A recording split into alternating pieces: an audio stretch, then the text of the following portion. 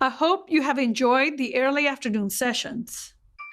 I'd now like to introduce the second part of the day, beginning with the live Q&A sessions with Drs. Timothy Bunchman, Joseph Flynn, and Miranda van Tilburg, moderated by Dr. John Mahan. As we wrap up today's Pediatric Nephrology Track, my wish is that you benefit from the creative and valuable online networking opportunities, such as the poster sessions and industry symposiums. The networking sessions provide the opportunity to develop online interactions with industry leaders, medical professionals, researchers, and scholars to build and foster relationships that would otherwise not be accessible offline. They also provide a place to discuss exchanges and developments on the latest scientific advances and best practices in pediatric kidney care and treatments.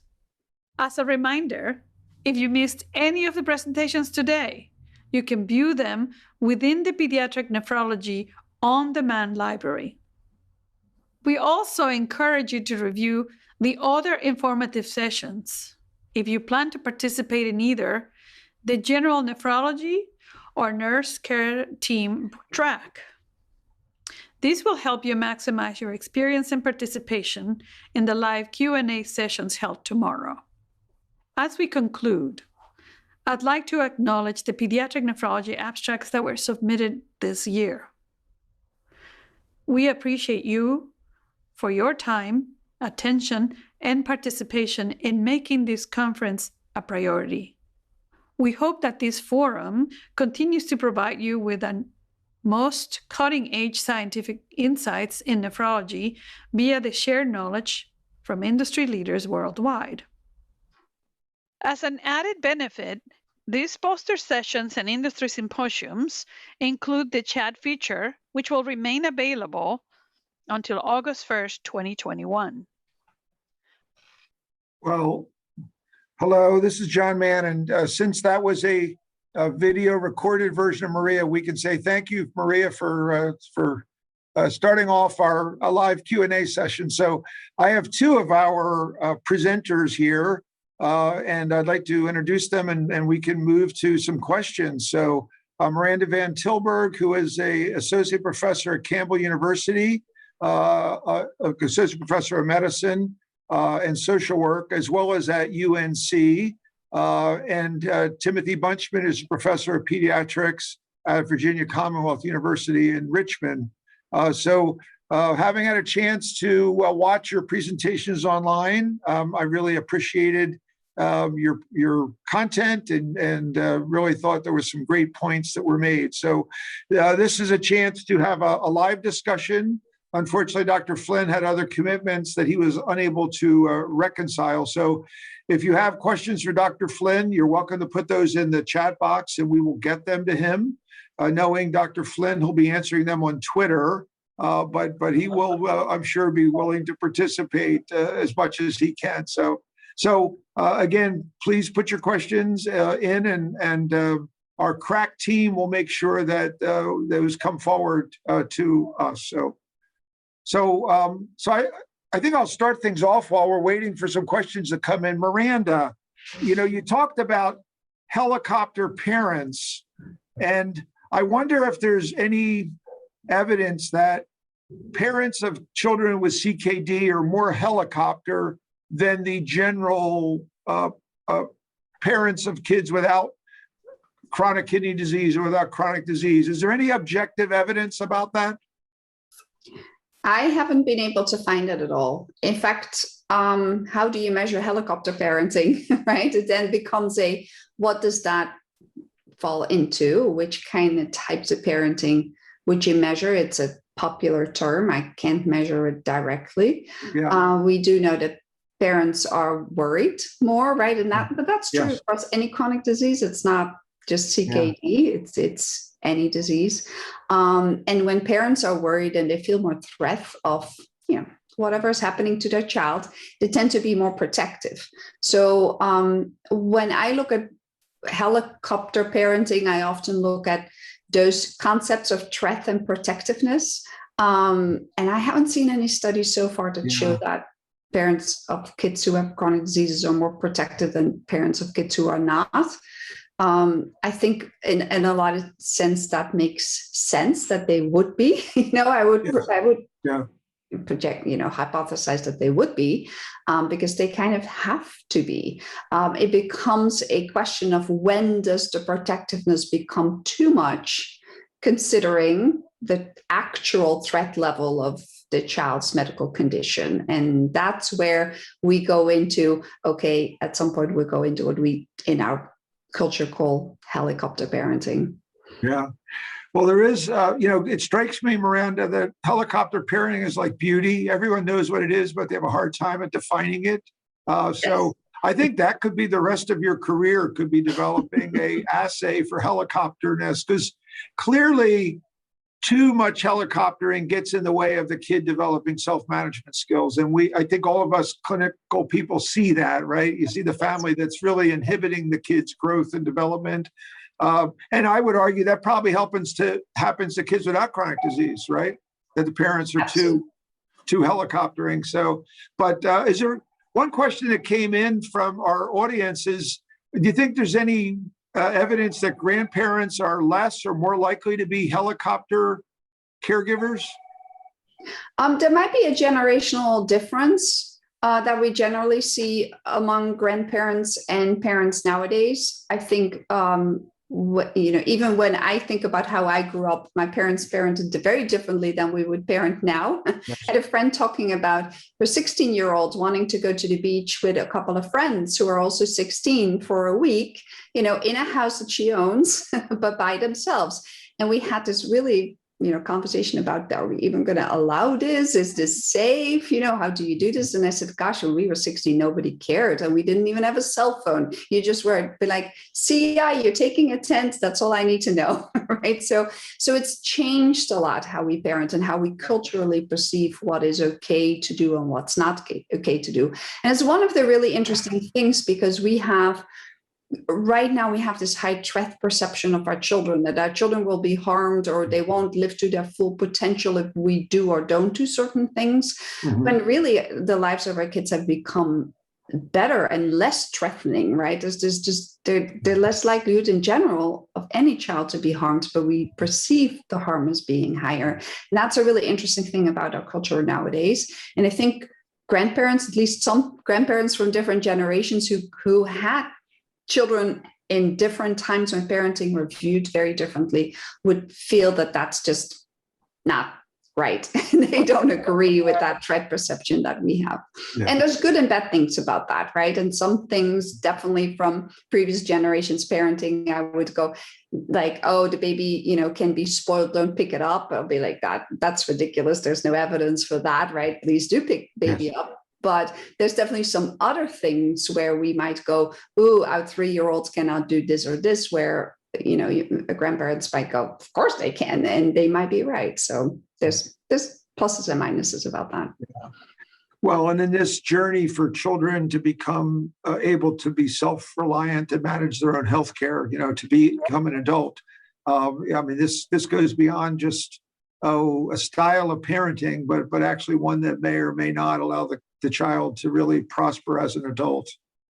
Exactly. And it feels right now, we know from data that children or young adults and teens have higher anxiety and depression levels. It's often being related to social media, but we're really not finding that that's true. It's just a small percentage of kids that actually get increased mental health issues due to social media, mostly driven by those who already had mental health issues before that time.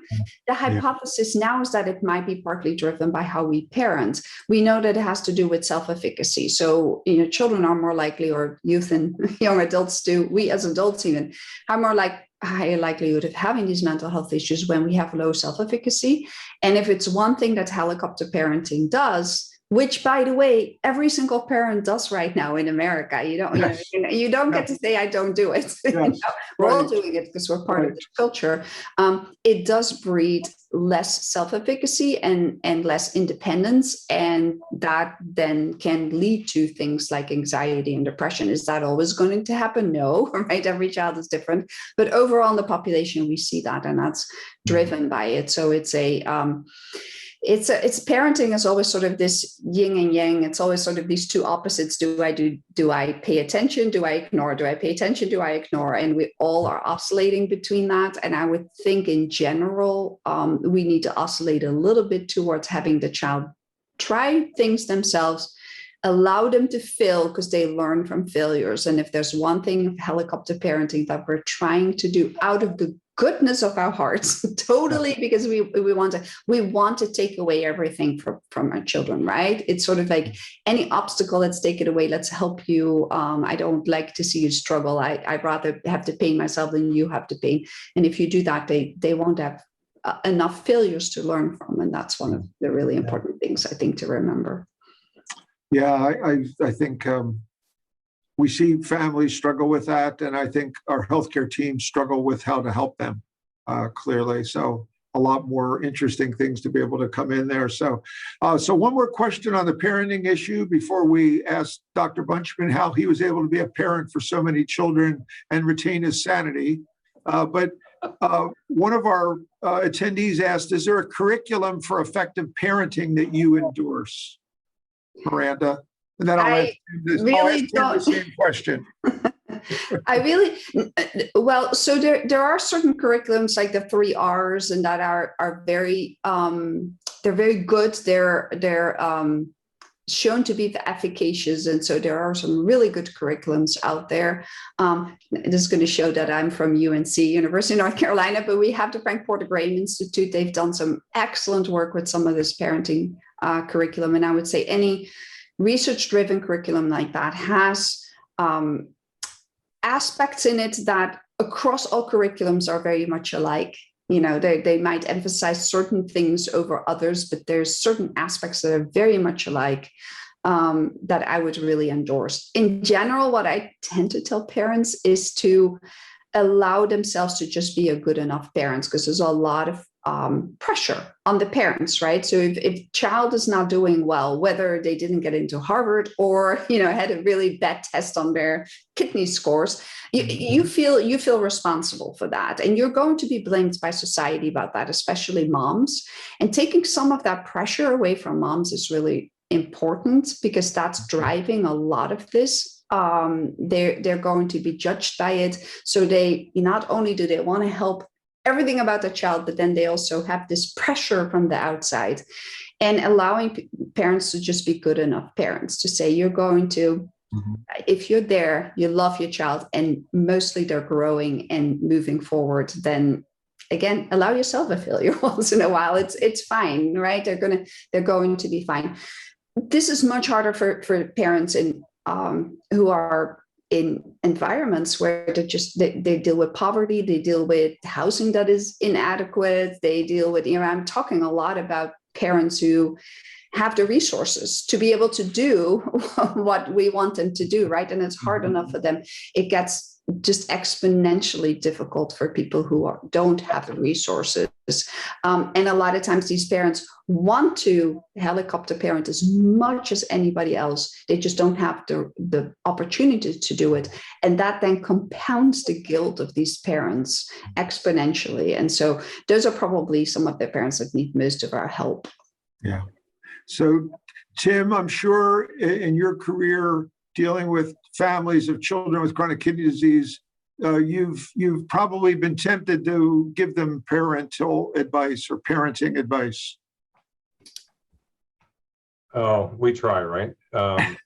It is so hard to just I think to put our minds in the minds of the families. We're the ones that go home at the end of the day. They're the ones that are still dealing with chronic illness 24 hours a day. John, you and I have both an advantage. We have lots of kids and lots of grandkids, and maybe that experience gives us advantage. Maybe it gives us a disadvantage. But I think the biggest thing is partnership with the families, listening to the families, listening to the kid, and really kind of figure out best way to come up with each solution. Yeah. I'm convinced that each solution is different from each patient, and therefore one size does not fit all, and algorithms don't work, but we need to individualize our look. I believe in the viewpoint of tough love. You hug them and you're kicking them in the butt at the same time, because they know you love them and you know that you need to take care of them at the same time, but they need to develop independence. And I like that point you made, Miranda, about perfection. This is clearly where perfection is the enemy of the good. And I think parents, particularly those with resources, are always judging themselves and feeling like they have to be perfect. And I can remember many times I've told the folks, there probably is not an obvious correct answer, or you'd be doing it. So when you're struggling with what to do, try something and see how it works, and it's okay. You'll learn as you try. And I certainly had that experience with raising our kids, that what seemed like really brilliant answers didn't turn out to be that great, and we had to be humble about it, and at the end of the day recognize that we may have given ourselves a strong B-, right, Tim? But that's okay. I didn't get that high. I would say give your kids a little bit to complain about you. That's okay. My kids call me mildly neglectful. So I gave them that. You gotta have some humility. Yes. But also we say who hasn't had as a parent the experience, you get one child and you kind of figure it out, and you get your second child, you go, oh, got it figured out.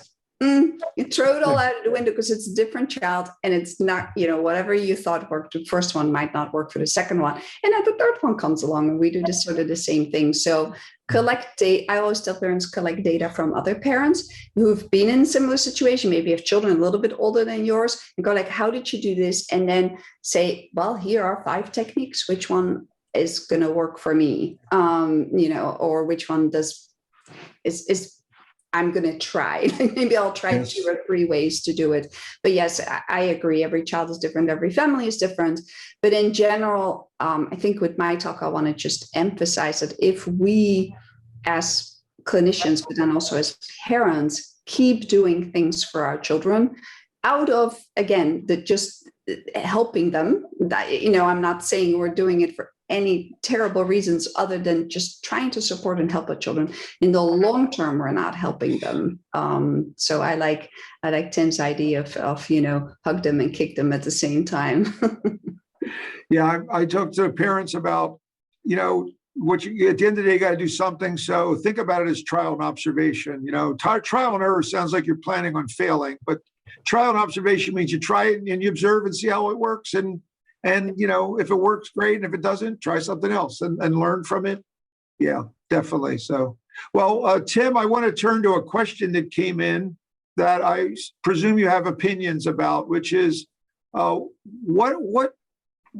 about Carpe Diem? Is Carpe Diem going to be a game changer? Is it going to teach us something more about dialysis therapy beyond what it's intended for? Can I just point out that critical care nephrology is so much easier than dealing with helicopter parents? I'll just start the conversation that way. Yes. Yeah. Thank you. Because no truer words have been spoken. So let's think about what's out there in terms of equipment. In the last 4 or 5 years, there's been a number of changes, including the Carpe Diem. But let me backtrack a little bit. Throughout the world, the Gambro now owned Baxter system has gone to now a smaller circuit called the HF20, which recently became available in North America secondary to COVID, but has been well published out of Europe and well published out of Singapore, and it's a polysulfone membrane. What's happened then in the last 3 or 4 years is the Nidus system out of Newcastle, which is roughly about 14 milliliter extracorporeal circuit that requires a single access. And John is old enough, as am I, we remember that we used to have single access for hemodialysis, but that's what the Nidus system is. The Carpe Diem has come to the United States about a year ago, was approved by the FDA, and is roughly about 27 to 31 mil extracorporeal therapies. And so the HF20 with Baxter, the Carpe Diem at 31, and the Nidus at 14, and then some work that's being done in Japan on circuits that are probably less than 5 or 6 milliliters. That's amazing to think about. Have changed the whole question is, how do we deal with these critically ill infants who historically we've had two options: peritoneal dialysis or walk away, and that's really been the options. The difficulty with the Nidus as well as the Carpe Diem begins with access, and that's the issue with everything with extracorporeal therapies. Europe is much further down the line advanced than we are with access in North America. Our smallest double lumen catheter in North America is a double lumen 7 French at 7 centimeters by Medcomp. Europe has 6.5 and even 5 French double lumen catheters. So the Mignon McCullough, who's a friend of all of ours on this chat, has used the Carpe Diem down in South Africa, and at times she has been using the UV and UAC as another access. But if you understand access, is that, remember, flow resistance related to the internal diameter and the length. So short and fat is better than tall and skinny. And so this is really important. So the one problem with UVC, UAC is that's a high resistance circuit. What Mignon has taught me and taught a lot of people in the world, along with Stefano Pica, about the Carpe Diem, as your blood flow rates are probably in the 10 to 15 mils per minute blood flow rate, if not that high. Remember, the Carpe Diem can only do convection or diffusion, and that's absolutely okay. It's not required, but it's suggested heparin anticoagulation. And the Carpe Diem the system has to be changed every 24 hours. That's a manufacturer decision. And so the disposables become very expensive because you're turning over your circuits every 24 hours. So if you're in a resource poor environment, the Carpe Diem may not be a great investment because of the initial cost. If you're in an environment that resources are less problematic, then the Carpe Diem allows that. But it's going to add to a group of modalities that we have is not going to be the game changer. I worry about the decision on using it in such as inborn error metabolism. The interesting thing about inborn metabolism, which is really a small child issue, is that these patients are generating ammonia at a rate of whatever. We have no idea how quickly the ammonia gets done. And so what we know about kidney failure is kidney failure occurs and we treat it, and either we win or we lose, but that's a one-time hit. Our hyperammonemia is totally different. It's a ongoing production of something that we do not have any good way to measure the production rate, but we can in reverse. We can actually do a dialysis prescription, and if we're seeing a reduction of ammonia, all we can say is that we're ahead of the production rate. That's all we can say. The cocktail that could be given to those patients helps at the same time. So the Carpe Diem may be great for fluid overload and may be good for electrolyte disturbances. There are some case reports are using hyperammonemia. I would caution that in that population because you just don't know what the production rate is. Good points. And I think, when we talk about other innovations coming along, we've been starting to use Sled. And I think it really addresses something that's been a big concern. We have kids in the ICU that are on CRT for days, weeks, and they absolutely need it.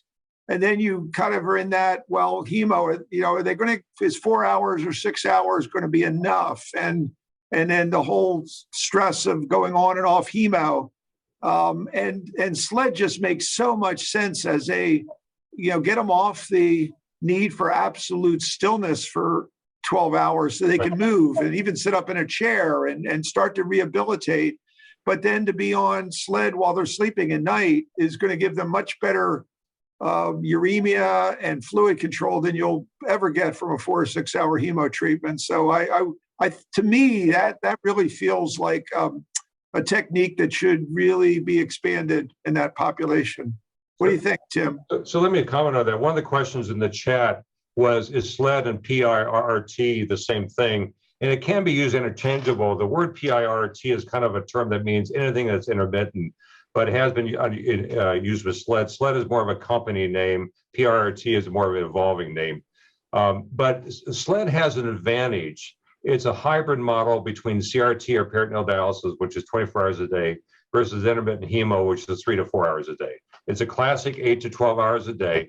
Again, in countries where resources are difficult, the most expensive thing with CRT is the solutions and the anticoagulation. So Sled has the advantage that it has online solution formation, just like it does with hemodialysis, and allows you to use the same equipment for hemodialysis as you for Sled. There's been really couple really nice papers on pediatric Sled, one out of Taiwan about 7 years ago, and one out of India about 3 years ago. And both these papers really point out the same thing, that Sled has as an option exactly what you described, John. It's a hybrid between continuous versus intermittent. It allows the patient to maybe have road trips to the theater, to the CAT scan, to go off the ICU. Here's the problem with Sled, is that we believe that we know how to dose nutrition and medications on CRT. We believe we know how to do that on peritoneal dialysis, and we believe we know how to do that on hemodialysis. We're still in our infancy on how to dose medications and nutrition with Sled.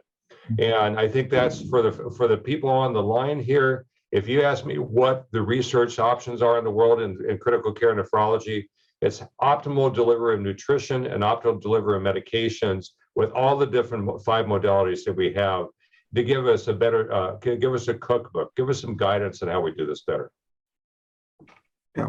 Yeah, well put, Tim. We are really at our infancy of understanding all the nuances of these treatments, and yet seeing these kids rehabilitate, quicker and more appropriately, just seeing them be off of absolute bed rest and sedation for 12 hours is really, it's great for the parents as well, as they see their kids start to be able to do things during that 12 hours. Agreed. So in some ways, I think of it as like being on nocturnal hemodialysis, but doing it in the PICU instead of at home. Let me make one more comment about Sled to think about. When you and the people on the line are nephrologists rounding with your critical care colleagues, and I'm married to a critical care doc, that's my disclaimer for the day, you have to be smarter than them. You have to know what drugs get cleared. You have to know how to dose drugs. You have to give guidance to your critical care knowledge. And I will tell you right now, dopamine, dobutamine, epinephrine, norepinephrine are cleared very, very easily on any modality of dialysis. Milrinone's not. You need to know this. You need to give people some guidance. So as an example, you put someone on Sled, their blood pressure may drop down because you're now clearing pressure agents. You take them off Sled, their pressure will come up because they're off. It's the same thing we see with fevers. We see fevers miraculously go away on dialysis, and when dialysis goes away, the fever comes back. It was always there. You just mask it. Yeah. Well put. You do need to be the kidney failure expert with those patients, and not rely on your non-nephrologist to be the kidney failure experts as well. So great. Good. Well, we're almost out of time. In our remaining 2 minutes, Miranda, we're going to get through COVID. Any final thoughts in terms of how we can help our parents of children with kidney disease during this time? I would say the biggest thing for them is just to have a listening ear and give them any resources that you can give to them. This is just a really hard time as kids are going back to school, especially, the patients themselves, but also their siblings, will become easier for parents, but there's so many compounding factors like people losing their jobs, financial worries, etc. It's not all something we can lose, but recognizing that is important, and referring them to services or any resources that they can access is really important to reduce that stress. Well, thanks, Miranda. I think those are wise words for us as well as our families and the families with kids that are not dealing with chronic kidney disease. So thank you. Well, I appreciate Miranda, Tim, your discussion points, and we've addressed some of the questions that have come in. So thank you for attending this Q&A. And remember, these presentations will be available on the RRI website at this point through August. So if you've not had a chance, please dive in and learn what you can. So thank you, you two. Bye-bye. Thank you. Thanks for having us. Stay safe, everyone. Bye-bye.